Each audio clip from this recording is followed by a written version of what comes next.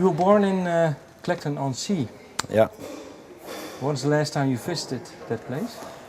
I guess it wasn't that long ago. I think maybe. When was the last time I went there? I think it's been a long, long time. I think the only place similar I was in Bristol or Brighton, where they have a similar kind of pier and sort of beachfront kind of structure as when. But when I was a kid, I guess maybe age 10 was the last time until my grandmother lived there until she passed away, and so she died when I was quite young. So that was probably one of the last times I've been actually to Clacton. What sort of place is it?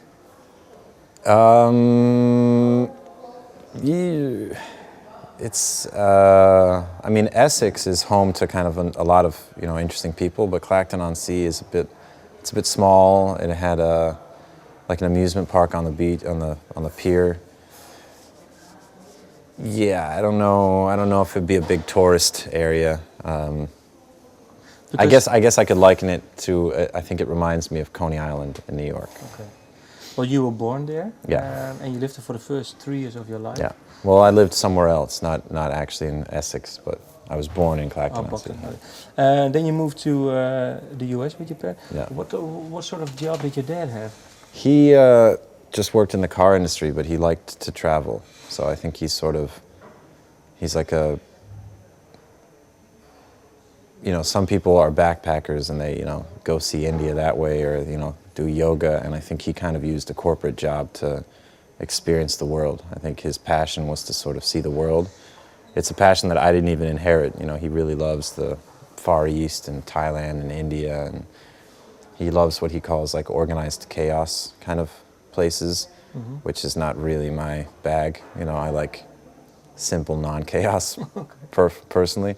But I think he just wanted to take the opportunity to like travel a lot. And if you're work at a multinational and you are willing to relocate fairly regularly, I think that they have jobs for you, So I think he basically just we moved around like a military family, but we weren't a military family. What was it for you? What was it like for you? It depends on the move. I mean, going to the States was interesting. That was really the first memories I have was when we came to the States. I think it's been interesting for me because I'm really more an American, but I think something has to be said for being raised in America by Brits, because I'm an American, but to my parents, America is a foreign country. So I was experiencing things like the culture as though it were my own culture, and they were experiencing it simultaneously as some foreign culture. And I guess seeing their children brought up in a foreign culture to them was probably kind of exotic. So, I mean, I think certain Britishisms sort of rubbed off on me. That's how I was raised. I was raised in more the British way, but my outside was always the American way.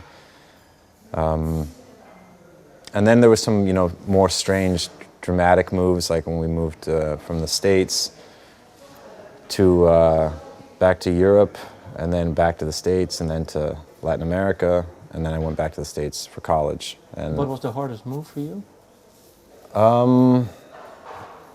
I guess initially leaving the States and going back to Europe when we moved to Spain when I was about 12 was initially difficult. And then it became a wonderful experience.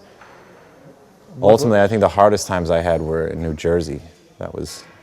Living in New Jersey was tough. Yeah, why? Just the age, man, and I was in a school system that didn't agree with me, and I didn't agree with it, and I just had a rough time. Your age? Yeah. Are you? Okay, yeah. Now I was thinking maybe because of you being there, but it's just the age you were in and then moving, that was difficult. Yeah, because I was about 10 or 11, I guess, but yeah, it was not a good time. It was not a good time. If you look back on it now, and the way you live your life yourself, what did it give you, making music or writing lyrics? The way you were brought up with moving around a lot. I mean, some things I think it's good in anybody's case to kind of experience other cultures, because it definitely taught me to sort of not prioritize one. I don't feel any particular patriotism to the States, or I do feel patriotism in ways, but I don't feel as a kid, I think when I changed cultures, I kind of felt like the culture I was from was somehow like more than the culture that I went to, until I got into the understanding of the culture that I went to, at which point I realized that, you know, all cultures are equally beautiful and rich and subtle and incredible.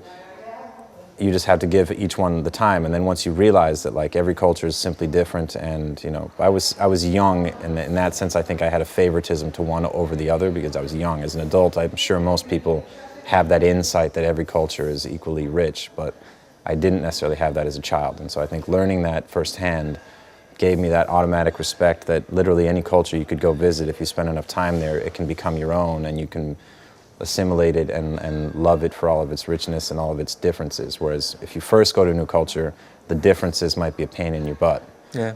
And then you get used to them and you realize, oh no, that's part of this fabric, and like those things that I thought were sort of a pain in the butt are actually part of the characteristics that make this culture special.